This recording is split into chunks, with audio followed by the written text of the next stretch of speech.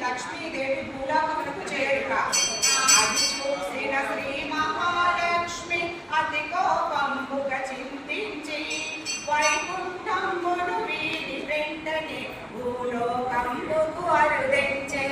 కొండలు కోనలు పర్వతంబులు సముద్రాలన్నీ దాటుచు పచ్చదనాల శోభలు ఉన్న గోదావరి తీరము చేరుగా పవిత్రమైన కొల్హాపురమను స్థలములో వర్ణశాల నిర్మాణము చేసి జ్ఞానముద్రలో నిలిచెను తల్లి.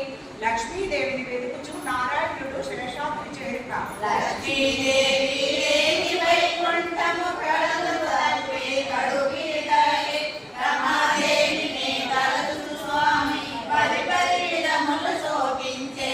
సతిని వెతకుచు నారాయణుడే పుడమికి చేరెను దుఃఖముతో ఎంత వారైన కాంతదాసు లేదని నిజమును తెలిపెను